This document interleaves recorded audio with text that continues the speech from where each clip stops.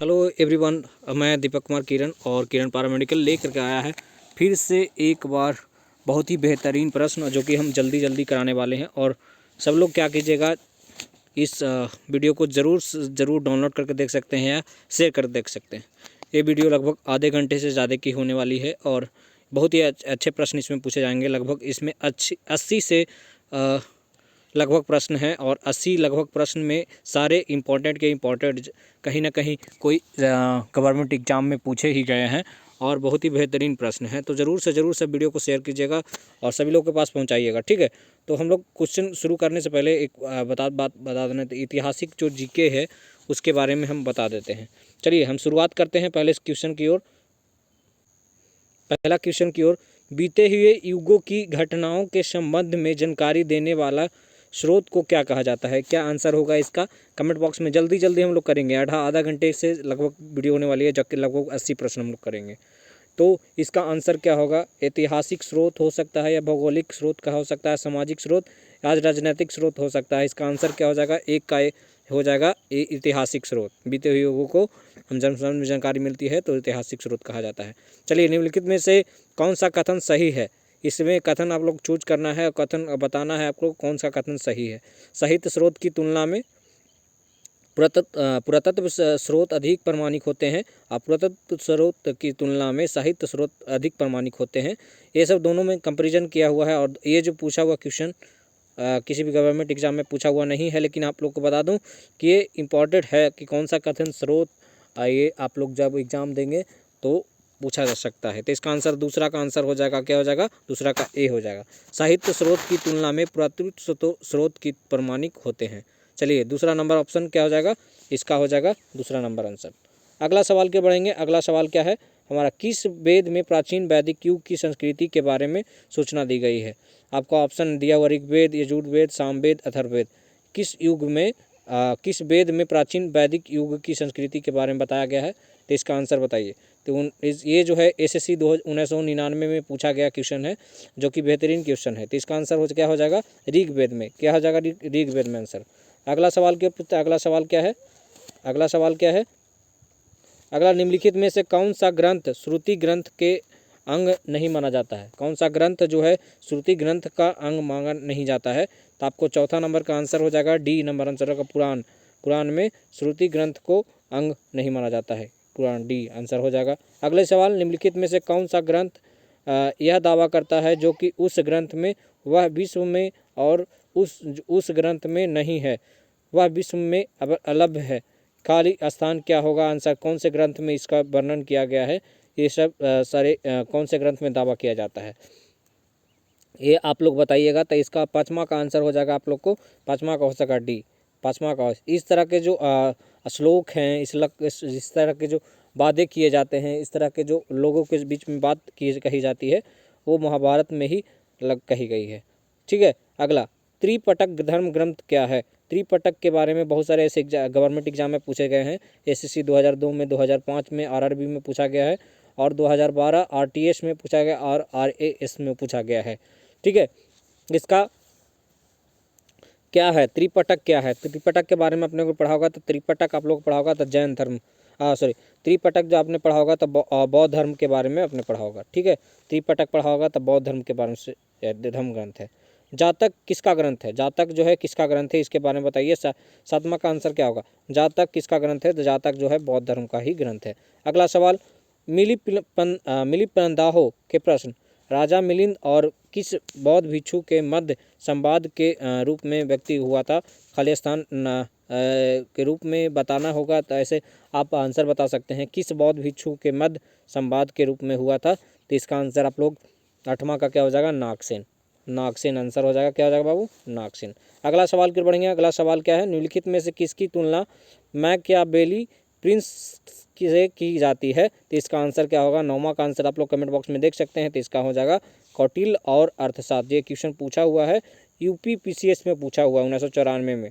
तो UP PCS में पूछा हुआ 1994 में, ठीक है। अगला सवाल, कौटिल्य के अर्थशास्त्र में किस पहलू पर प्रकाश डाला गया है? कौटिल्य के अर्थशास्त्र में किस पहलू पर प्रकाश डाला गया है? तो बीपी से 2000 बिहार पब्लिक सर्विस कमीशन में पूछा गया क्वेश्चन है। बिहार पब्लिक सर्विस कमीशन जो है उसमें पूछा हुआ क्वेश्चन है, कौटिल्य के अर्थ में किस पहलू पर प्रकाश डाला गया है? तो इसका आंसर क्या होगा? 10वां का आंसर हो जाएगा बाबू बी हो जाएगा। क्या हो जाएगा? 10वां का बी। अगला सवाल क्यों बढ़ेंगे? अगला सवाल क्या है? कलहन की पुस्तक का नाम क्या है? कलहन की पुस्तक का क्या नाम है? तो आपको बताना है। कलहन की पुस्तक का नाम आपको जो है राजतरंगिणी है। क्या हो जाए? ये भी बीपीएससी 2011 में पूछा गया है। अगला सवाल है अष्टाध्यायी किसके द्वारा लिखी गई है? अष्टाध्यायी जो है किसके द्वारा लिखी गई है? इसका वर्णन आप लोग खुद से कर सकते हैं। अष्टाध्यायी जो है आपको पाणिनि, शुकदेव एंड वाल्मीकि एंड ये भी JPSC Jharkhand public service commission में ये पूछा गया है। तो आपको बताना होगा। तो इसका आंसर क्या होगा? 12 का आंसर हो जाएगा आपको बी पाणिनि। अष्टाध्यायी आपको लिखा हुआ पाणिनि। महाभाष्य के रचनाकार का नाम क्या है? महाभाष्य के रचनाकार का क्या नाम है? तो महाभाष्य के रचनाकार का नाम है आपको पतंजलि। क्या नाम है? पतंजलि। बी नंबर आंसर होगा बाबू। अगला सवाल के बढ़ेंगे। अगला सवाल क्या है? कालिदास द्वारा रचित मल्लिका विपिनमित्र नाटक का क्या नायक कौन था? नायक था कौन था इसमें नायक? तो यूपीपीसीएस में पूछा हुआ क्वेश्चन है, 1998 में पूछा गया क्वेश्चन है। और इसका 14 नंबर का क्वेश्चन का आंसर हो जाएगा सी अग्निमित्र। क्या हो जाएगा? अग्निमित्र। अगला सवाल है 15 नंबर क्वेश्चन आप लोग, हर्षचरित किसके द्वारा लिखी गई थी? ये आप लोग बहुत ही इंपॉर्टेंट क्वेश्चन है, इसको VVI में नोट कर लीजिएगा। वेरी वेरी इंपॉर्टेंट, ताकि ये बहुत बार बहुत सारे ऐसे गवर्नमेंट एग्जाम में बहुत कम दिया गया है यहाँ पे, लेकिन पूछा गया है हर्षचरित किसके द्वारा लिखी गई बुक है, लिखी गई है। तो इसके नाम 15वां का आंसर जो हो जाएगा बी नंबर आंसर हो जाएगा बाणभट्ट के द्वारा। अगला सवाल है विक्रमाचरित्र किसके रचनाकार का नाम है? विक्रमाचरित्र किसके रचनाकार का नाम है?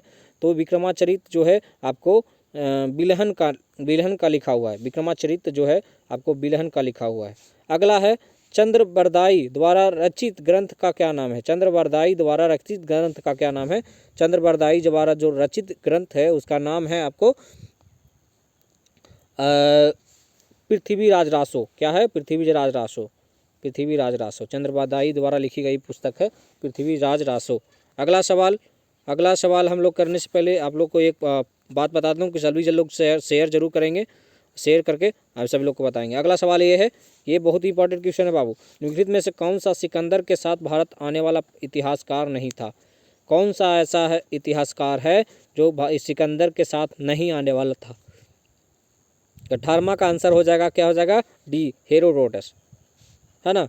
अगला सवाल है निम्नलिखित में से किस विदेशी यात्री ने भारत का दौरा सबसे पहले किया था? कौन किसने किया था? तो 19 का आंसर आप लोग को पता होगा, मेगास्थनीज ने किया था। सबसे पहले विदेशी यात्री आया था भारत के दौरा पर। मेगास्थनीज की पुस्तक का नाम क्या था? मेगास्थनीज के पुस्तक का नाम क्या था? ये सबसे इंपॉर्टेंट क्वेश्चन है, आप लोग नोट कर लीजिएगा। वेरी वेरी इंपॉर्टेंट, VVI करके नोट कर सकते हैं बाबू, VVI करके नोट कर सकते हैं। सवाल का जवाब जो है VVI करके नोट कर सकते हैं। अगला सवाल ये, इसका आंसर मेगास्थनीज की पुस्तक का क्या नाम है? मेगास्थनीज के पुस्तक का नाम है आपको डी इंडिका। ज्योग्राफिया की रचना किसने की थी? ज्योग्राफिया की रचना किसने की थी आपको बताना है। ज्योग्राफिया की रचना की थी उसके बारे में। ज्योग्राफिया की रचना हम 21 नंबर का क्वेश्चन का क्या होगा? तो 21 नंबर का क्वेश्चन का हो जाएगा सी। क्या हो जाएगा? सी। अगला सवाल, प्लिनी की पुस्तक का नाम क्या है? प्लिनी का पुस्तक का क्या नाम है? प्लिनी का पुस्तक का क्या नाम है, इसके बारे में बताइए। तो प्लिनी का पुस्तक का नाम जो है 22 नंबर क्वेश्चन का हो जाएगा बी हो जाएगा। क्या हो जाएगा? Naturalis Historia, B number answer.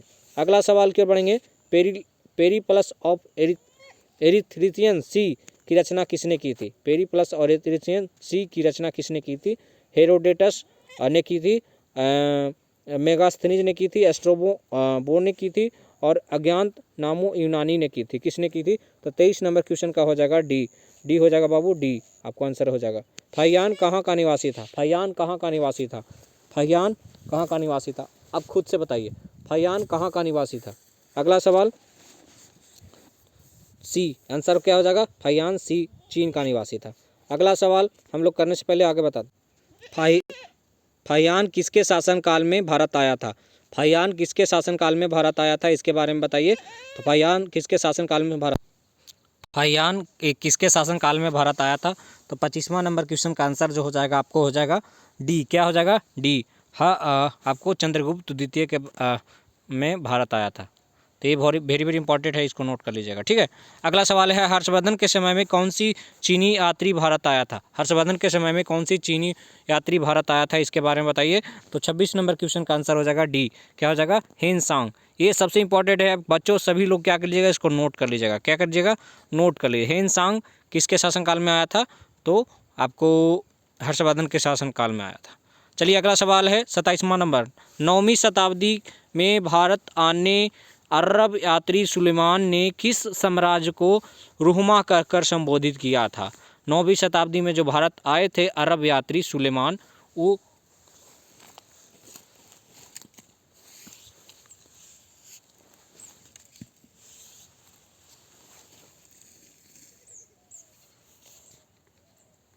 तो इसका आंसर क्या हो जाएगा? 27 नंबर क्वेश्चन का आंसर किसका हो जाएगा? तो 27 नंबर क्वेश्चन का आंसर हो जाएगा ए, क्या, ए, पाल वंश, ठीक है। अगला पालकोस अल्बेरुनी किसके शासनकाल में इतिहासकार था? अल्बेरुनी जो था किसके शासनकाल में इतिहासकार था? तो इसका आप लोग VVI नोट कर लीजिएगा, वेरी वेरी इंपॉर्टेंट में नोट कर लीजिएगा। तो इसका 28 का आंसर क्या हो जाएगा बाबू? 28 का आंसर हो जाएगा ए, क्या हो जाएगा, महमूद गजनबी के शासनकाल में, महमूद गजनबी के शासनकाल में। यात्री इब्न बतूता कहाँ से आया था? यात्री इब्न बतूता कहाँ से आया था? देश का साथ जल्दी से बताइएगा। इब्न बतूता जो आया था कहाँ से? तो 29 का आंसर हो जाएगा ए, मोरक्को से आया था। मोरक्को एक देश है। हाँ, अगला, दक्षिण अफ्रीकी यात्री इब्न बतूता किसके शासनकाल में भारत आया था? देखिए इब्न बतूता कहाँ का था, कहाँ से आया था? तो यहाँ पे मोरक्को से आया था, लेकिन किसके शासनकाल में आया था? दक्षिणी अफ्रीकी यात्री इब्न बतूता किसके शासनकाल में भारत आया था? तो 2005 में पूछा हुआ है, रेलवे के क्वेश्चन में पूछा हुआ है 2005 में, तो इसको इम्पॉर्टेंट क्वेश्चन है, नोट कर लीजिएगा। तो इसका आंसर क्या हो जाएगा आपको? 30 नंबर का क्वेश्चन का आंसर हो जाएगा सी, क्या हो जाएगा, मोहम्मद बिन तुगलक के शासनकाल में आया था। अगला सवाल इसको छोड़ करके आगे बढ़ेंगे, 31 का छोड़ करके 32 में चलेंगे। 32 में है, भारतीय पुरातत्व सर्वेक्षण आर्कोलॉजिकल सर्वे ऑफ इंडिया की स्थापना कब हुई थी? आर्कोलॉजिकल सर्वे ऑफ इंडिया की स्थापना कब हुई थी, इसके बारे में बताइए। आर्कोलॉजिकल सर्वे ऑफ इंडिया की स्थापना जो हुई थी, 32 नंबर क्वेश्चन का आंसर जो हो जाएगा डी हो जाएगा, 1861 ईस्वी में। इसी की सहायता से रामलला का निर्माण किया गया, ठीक है। अगला सवाल, भारतीय पुरातत्व के जनक कौन है? The father of Indian archaeological किसे कहा जाता है? तब बताइए 33 नंबर क्वेश्चन का आंसर क्या होगा? तो आर्कोलॉजिकल और इसके बारे में बताना है, तो इसका आंसर क्या होगा? अलेक्जेंडर फ्लेमिंघम दिया हुआ है, MPPCS में पूछा हुआ, 2017 में पूछा हुआ क्वेश्चन है। तो 33 नंबर क्वेश्चन का आंसर क्या होगा? 33 नंबर क्वेश्चन का आंसर हो जाएगा अलेक्जेंडर फ्लेमिंघम ने, ठीक है। अगला है सवाल, बहुत ही अच्छा सवाल है, निम्नलिखित विद्वानों में हड़प्पा सभ्यता का सर्वप्रथम खोजकर्ता कौन था? हड़प्पा सभ्यता का खोजकर्ता किसने किया था? ये पूछा हुआ क्वेश्चन है SSC 1999 में। तो इसका आंसर क्या होगा? तो इसका आंसर आप लोग खुद से बताना है। तो 34 का आंसर जो हो जाएगा डी हो जाएगा, दयाराम साहनी ने किया था, आप लोग को पता होगा। फिर अगला सवाल भी आपको दिख रहा होगा, जो कि आपको SSC में पूछा हुआ, 2004 में ही पूछा हुआ है। हड़प्पा सभ्यता की खोज किसने की थी? किस वर्ष हुई थी? हड़प्पा सभ्यता की खोज जो हुई थी किस वर्ष हुई थी, इसमें बताइए। तो 35 नंबर क्वेश्चन का आंसर जो हो जाएगा बी हो जाएगा, 1921 ईस्वी में हुआ था। अगला सवाल के बढ़ेंगे। अगला सवाल क्या है? अगला सवाल क्या है? देखिए यहाँ पे दिया हुआ क्वेश्चन, सिंधु घाटी सभ्यता की खोज निकालने में जो दिन भर्तियों का नाम जुड़ा हुआ है वो क्या है? सिंधु घाटी की सभ्यता की जो खोज की थी उन 2 व्यक्तियों का नाम क्या है? तो 36 नंबर क्वेश्चन का हो जाएगा, दयाराम साहनी और RD बनर्जी ने किया था। तो ये जो पूछा हुआ क्वेश्चन है बाबू, ये पूछा हुआ क्वेश्चन है RD बनर्जी, ए नंबर आंसर हो जाएगा, क्या हो जाएगा? ए नंबर आंसर। अगला सवाल है, हड़प्पा सभ्यता में मोहनजोदड़ो की पुरातत्व खुदाई के प्रभारी कौन थे? ये भी पूछा हुआ क्वेश्चन है, बहुत ही इंपॉर्टेंट क्वेश्चन है, पूछा हुआ क्वेश्चन है, बहुत ही इंपॉर्टेंट है। तो इसका आंसर हो जाएगा आपको 37 नंबर क्वेश्चन का आंसर हो जाएगा आपको, ये आप लोग नोट कर सकते हैं, सर जॉन मार्शल, ठीक है। अगला सवाल, न्यूमिस्टिक क्या है? पर आंसर बताना है, 38 नंबर क्वेश्चन का आंसर बताना है। तो ये हो जाएगा बी नंबर, सिक्कों एवं धातुओं के अध्ययन करने का। बी नंबर आंसर हो जाएगा सिक्कों एवं धातुओं का अध्ययन का। ये भी नोट कर लीजिएगा, आरआरबी रेलवे में पूछा हुआ क्वेश्चन है। ठीक है, ये सवाल छोड़ करके आगे चलेंगे, जो कि बीपीएससी नीट में सब में जगह पूछा हुआ, लेकिन इस सवाल को आगे छोड़ के चलेंगे। अशोक के शिलालेख को पढ़ने वाला प्रथम अंग्रेज कौन था? अशोक के शिलालेख के बारे में जो पढ़ा था वो प्रथम अंग्रेज कौन था? कौन अंग्रेज पढ़ा था? तो 40 का हो जाएगा जेम्स प्रीपस ने पढ़ा था। तो ये बहुत ही इंपॉर्टेंट है, वेरी वेरी इंपॉर्टेंट कर लीजिएगा, वेरी VVI कर लीजिएगा। अगला सवाल के बढ़ते हैं। अशोक के अधिकांश अभिलेख किस भाषा में, वे किस लिपि में है? ऑप्शन देख लीजिए, आप लोग ऑप्शन के अनुसार लगा सकते हैं। तो 41 नंबर क्वेश्चन का आंसर हो जाएगा प्राकृतिक और ब्राह्मी लिपि में है। अगला सवाल है, कहाँ से अशोक की द्विभाषाई ग्रीक एवं अरमाइक अभिलेख प्राप्त हुए हैं? तो इसका आंसर आप लोग 42 नंबर क्वेश्चन का आंसर लगा सकते हैं। 42 नंबर का क्वेश्चन का आंसर हो जाएगा ए हो जाएगा बाबू, 42 नंबर क्वेश्चन का। अगला सवाल है, अगला सवाल पूछा गया है, अशोक ने मनसेहरा पाकिस्तान को कहा जाता था एवं सजाबगढ़ी पाकिस्तान में ही है, ठीक है, से प्राप्त शिलालेखों को किस लिपि का प्रयोग किया गया है? तो ये जो लिपि जो है आपको किस लिपि का प्रयोग किया गया है? तो 43 नंबर क्वेश्चन का आंसर हो जाएगा ये खरोष्टी लिपि का। ये भी वेरी वेरी इंपॉर्टेंट है, खरोष्टी लिपि का। ठीक है, सवाल जवाब जो है आप लोग खुद से अच्छे से वीडियो को एक बार देख लीजिएगा, समझ में आ जाएगा, आप नोट कर सकते हैं। अगला सवाल है 44 नंबर क्वेश्चन का सवाल है बाबू, प्राचीन भारत का कौन सी एक लिपि दाईं से बाईं ओर लिखी जाती है? यूपीएससी में पूछा हुआ क्वेश्चन है 1997 में, और बहुत इंपॉर्टेंट क्वेश्चन है। तो 44 नंबर क्वेश्चन का आंसर हो जाएगा आपको डी खरोष्टी लिपि।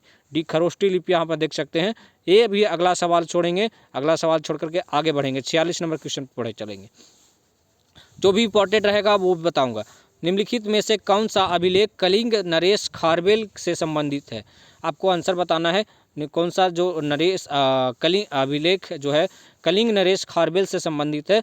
46 नंबर क्वेश्चन। खारवेल से आप लोग को कुछ याद आया होगा, किसका? हाथी गुफा। क्या है? हाथी गुफा। चलिए अगला सवाल है, सर्वप्रथम भारत के विशुद्ध संस्कृत भाषा में लंबा अभिलेख किस राजा द्वारा जारी किया गया था? तो इसका आंसर 47 नंबर क्वेश्चन का आंसर आप लोग खुद से बता सकते हैं। 47 नंबर क्वेश्चन का आंसर हो जाएगा बी। क्या हो जाएगा बाबू? बी। अगला सवाल है, काव्य शैली का प्राचीनतम नमूना किसने अभिलेख में मिलता है? काव्य शैली का प्राचीनतम नमूना जो है किसमें मिलता है? तो 48 नंबर क्वेश्चन का हो जाएगा आपको ए। क्या है? रुदमन के ए नंबर आंसर। अगला सवाल है, निम्नलिखित में से किस अभिलेख में चंद्रगुप्त मौर्य और अशोक दोनों का उल्लेख किया गया है? तो इसका आंसर, ये बहुत इंपॉर्टेंट है, आप लोग नोट कर लीजिएगा। ठीक है, तो 49 नंबर क्वेश्चन का आंसर आप लोग को दिख रहा है, 49 नंबर क्वेश्चन का हो जाएगा बी, महासपन और रुद्रमन जूनागढ़ के अभिलेख में। चलिए अगला सवाल 50 में चलेंगे। 50 में दिया हुआ है क्वेश्चन, देखिए, समुद्रगुप्त की सैनिक उपलब्धियां का वर्णन उसके किस अभिलेख में उपलब्ध है? किस अभिलेख में उपलब्ध है? तो 50वां नंबर क्वेश्चन का आंसर है आपको डी। क्या हो जाएगा? प्रयाग के अभिलेख में। प्रयाग, ये बहुत ही इंपॉर्टेंट है, वेरी वेरी इंपॉर्टेंट कर लीजिए, VVI कर लीजिएगा, नोट कर लीजिएगा, सभी बच्चों से आग्रह है कि इसको नोट कर लेंगे। अगला सवाल है 51 नंबर, प्रयाग परिशक्ति अभिलेख का लेखक हरिक्षेपन किस शासक द्वारा करीवारी कवि था? इसका आंसर बताइएगा। तो इसका आंसर जो हो जाएगा, क्या हो जाएगा बाबू? आंसर खुद से बताइएगा। आंसर 51 नंबर क्वेश्चन का आंसर जो हो जाएगा आपको ए हो जाएगा, समुद्रगुप्त। क्या हो जाएगा बाबू? ए। अगला सवाल है, मेहरौली दिल्ली, मेहरौली जो है अपना दिल्ली में स्थित लौह स्तंभ का निर्माण किस सदी में हुआ था? मेहरौली में जो लौह स्तंभ का निर्माण किया गया था किस सदी में हुआ था? तो आपने एनडीए में पूछा हुआ है, 1998 में पूछा हुआ है, एनडीए में पूछा गया है। तो 52 नंबर क्वेश्चन का सही आंसर बताइएगा।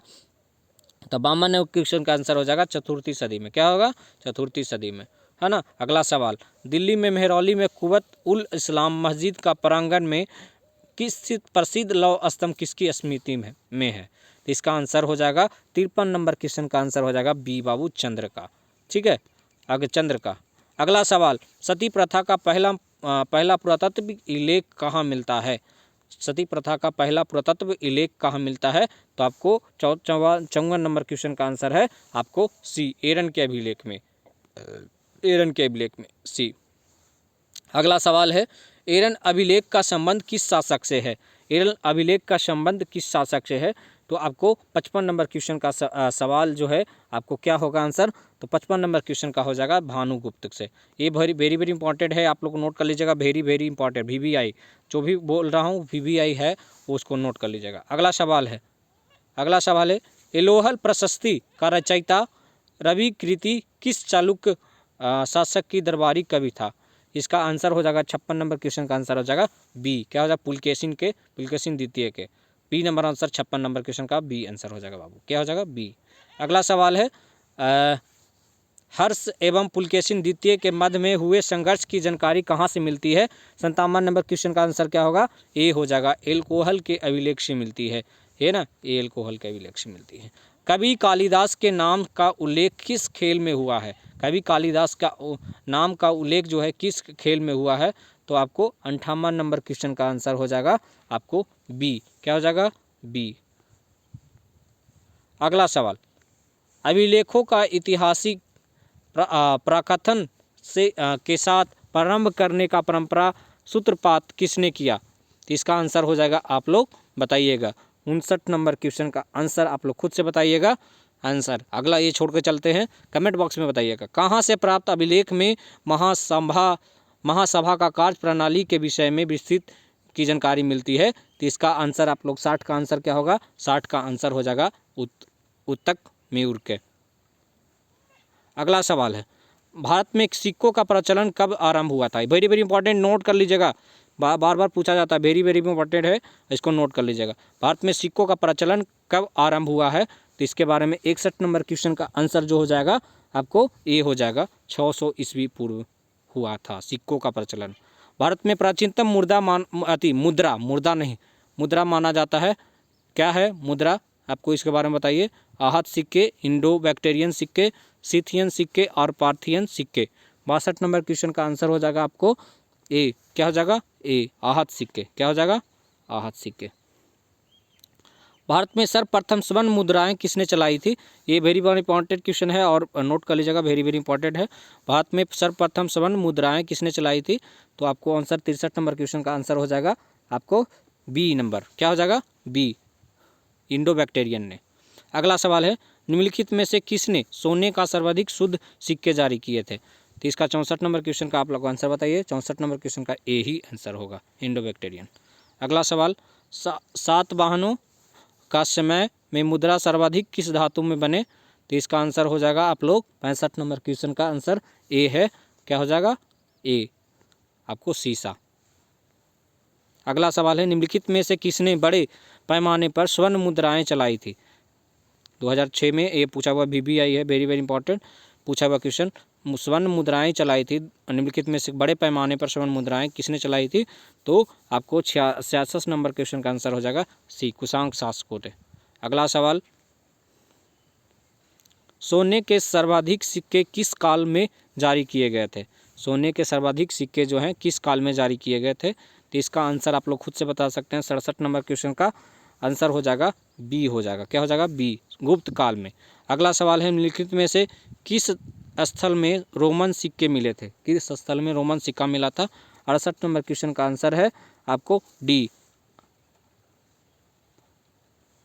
68 नंबर क्वेश्चन का आंसर है डी, है ना, यहाँ दिख रहा है। भीमबेटका किसके लिए प्रसिद्ध है? भीमबेटका जो है किसके लिए प्रसिद्ध है? गुफाओं के शैलचित्र के लिए। आपको आंसर दिया हुआ है 69 का क्या हो जाएगा? ए, गुफाओं के शैलचित्र के लिए प्रसिद्ध है। अगला सवाल, प्राचीन काल में भारत के लोगों बर्मा को किस नाम से जानते हैं? प्राचीन काल में भारत के लोग बर्मा को किस नाम से जानते हैं? 70 नंबर क्वेश्चन का आंसर क्या हो जाएगा? ए। क्या हो जाएगा बाबू? ए, 70 नंबर क्वेश्चन का आंसर ए, सुवर्ण भूमि। ठीक है। 71 का बताना है, अंकोरवाट का मंदिर कहाँ है? अंकोरवाट का मंदिर आप लोग ये पूछा हुआ है, बहुत बार पूछा गया क्वेश्चन है, वेरी वेरी इंपॉर्टेंट कर लीजिएगा, VVI कर लीजिएगा। अंकोरवाट का मंदिर कहाँ है? तो 71 नंबर का क्वेश्चन आंसर बताना है आप लोग का। 71 का कंबोडिया में है। कहाँ है? कंबोडिया। प्लिनी के मूल कृति नेचुरल हिस्ट्री किस भाषा में रचित है? आपको 72 नंबर का ये क्वेश्चन है, तो 72 नंबर क्वेश्चन का आंसर हो जाएगा बी, लैटिन भाषा में। अगला सवाल उसी तरह से है। अगला सवाल है, चचनामा सिंध का इतिहास है और मूल रूप से किस भाषा में है, तो 73 नंबर क्वेश्चन का आंसर हो जाएगा सी, अरबी भाषा में। अगला सवाल की ओर बढ़ेंगे। अगला सवाल क्या है, 74 नंबर क्वेश्चन है। आपको ये छोड़ करके चलेंगे, यूपीएससी 2016 में पूछा गया क्वेश्चन है, ऐसा क्वेश्चन नहीं पूछा गया। चीनी यात्री सुंग यून ने भारत की यात्रा की थी, कब से कब तक की थी, तो 75 नंबर क्वेश्चन का आंसर हो जाएगा ए। क्या हो जाएगा, कब से कब तक की थी, बीपीएससी 2017 में पूछा हुआ क्वेश्चन है, बहुत ही इंपॉर्टेंट क्वेश्चन है, बीपीएससी 2017 में पूछा गया क्वेश्चन है। ठीक है, तो जल्दी से इंपॉर्टेंट है, तो इसको कर लीजिए। इसका आंसर हो जाएगा 75 का, क्या हो जाएगा, 75 का हो जाएगा ए। ठीक है, इसमें आंसर बताना है 75 नंबर का क्वेश्चन। 76 नंबर क्वेश्चन का आंसर है, महाभारत के युद्ध में 3001 ईस्वी पूर्व तिथि उल्लेख का निम्नलिखित में से किस अभिलेख में हुआ था, तो इसका आंसर 76 नंबर का हो जाएगा, आपको ए आंसर हो जाएगा।